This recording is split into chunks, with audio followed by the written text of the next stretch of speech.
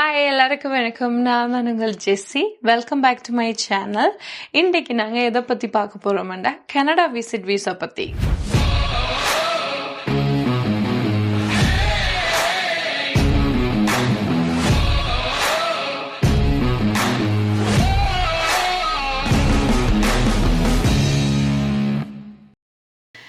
ஸ்ரீலங்காவிலேருந்து நிறைய பேர் எனக்கு மெசேஜ் பண்ணி கேட்டிருந்தாங்க, கனடா விசிட் விசா இப்போவும் கொடுக்குறாங்களா, ஏதோ ஸ்டாப் பண்ணி வச்சுருக்குன்னு சொல்கிறாங்களே அந்த மாதிரி.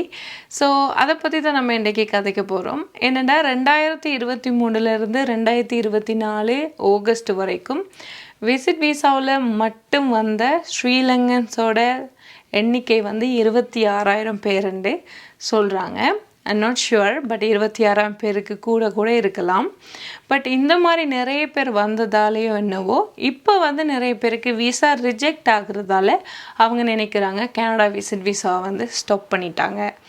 எஸ், 2023 2024 காலப்பகுதியில் நிறைய பேர் விசாக்கு அப்ளை பண்ணும்போது அதுக்குரிய ரிஜெக்ஷன் சான்ஸ் குறையதான் இருந்தது. மோஸ்ட் ஆஃப் த அப்ளிகண்ட்டுக்கு விசா கொடுத்தாங்க. பட் இப்போவும் அது விசா கொடுக்குறாங்க. பட் சில ரெஸ்ட்ரிக்ஷன்ஸ் எல்லாருக்குமே கொடுக்காம ப்ராப்பரான ஃபைலுக்கு ப்ராப்பராக எல்லா டாக்குமெண்ட்டும் காட்டி அப்ளை பண்ணுறவங்களுக்கு மட்டுமே இப்போ விசா அப்ளை பண்ணி கொடுக்குறாங்க. கனடா விசிட் விசா ஸ்டாப் பண்ணதா எந்த ஒரு கனடா வெப்சைட்டுமே சொல்லலை. எது சம்மந்தமான இமிக்ரேஷன் அப்டேட் என்றாலும் canada.ca அவங்க போடுவாங்க. கனடா விசிட் விசா ஸ்டாப் பண்ண மாட்டாங்க. ஏனெண்டா விசிட் விசான்றது நாட் ஓன்லி ஃபார் ஸ்ரீலங்கன். இந்த நாட்டில் இருக்கிற இந்தியன்ஸ், கொரியன்ஸ், பாகிஸ்தான், இந்த நாட்டில் எத்தனையோ நாட்டு மக்கள் வாழ்கிறாங்க. அவங்க எல்லாருக்குமே விசிட் விசான்றது தேவை. ஸோ அந்த விசிட் விசா ஸ்ரீலங்கனுக்கு மட்டும் ஸ்டாப் பண்ணுறதுக்கு சான்ஸே இல்லை. அண்ட் விசிட் விசா ஸ்டாப் பண்ண போகிறதும் அப்படி எந்த ஒரு நியூஸுமே கனடாவில் சொல்லப்படலை. இப்போ நம்ம ஓப்பனாக பேச போனோம்டா, கனடாக்கு இந்த 26,000 பேருன்னு சொன்னோம் தானே, அந்த 26,000 பேரில் 75% பீப்புள் ரிஃப்யூஜி தான் கிளைம் பண்ணியிருப்பாங்க. நிறைய பேர் ரிட்டர்ன் போயிருக்காங்க, நிறைய பேர் ஒர்க் பர்மிட்டுக்கு மாற்றிருக்காங்க.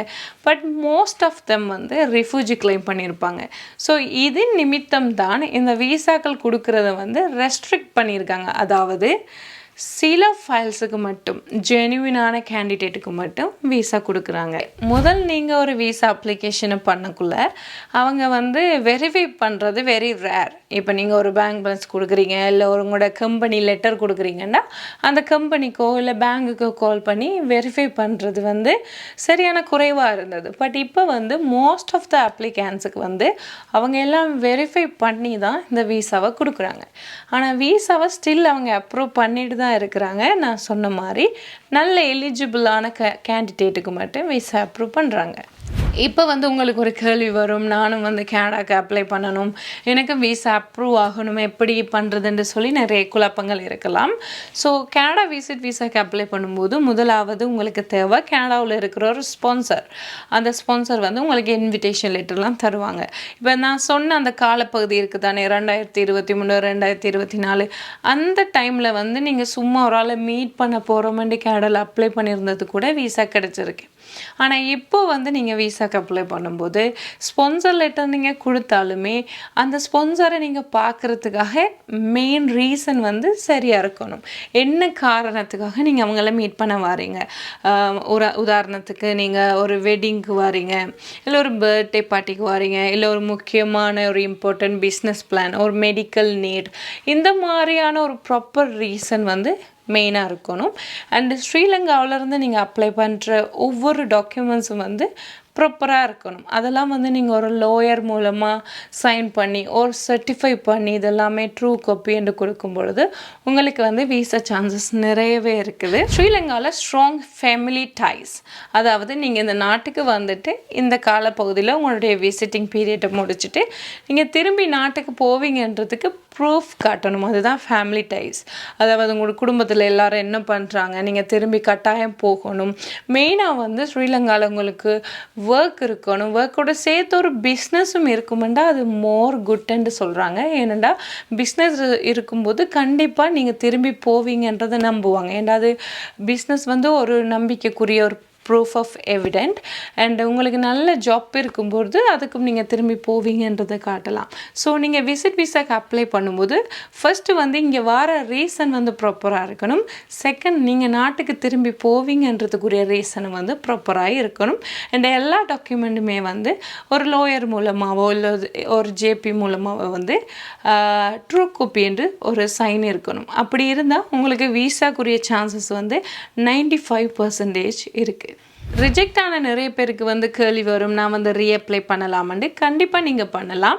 ஆனால் முதல் நீங்கள் அப்ளை பண்ண ஃபைலையும் இந்த ஃபைலையும் வச்சு அவங்க கம்பேர் பண்ணுவாங்க. இந்த விஷயமும் இப்போ அப்ளை பண்ணியிருக்கிற விஷயமும் சேமாக இருக்காண்டு. நீங்கள் ஆல்ரெடி இருக்கிற விஷயத்தை மாற்ற முடியாது, ஆனால் நீங்கள் புதுசாக விஷயங்கள் ஆட் பண்ணிக்கொள்ளலாம்.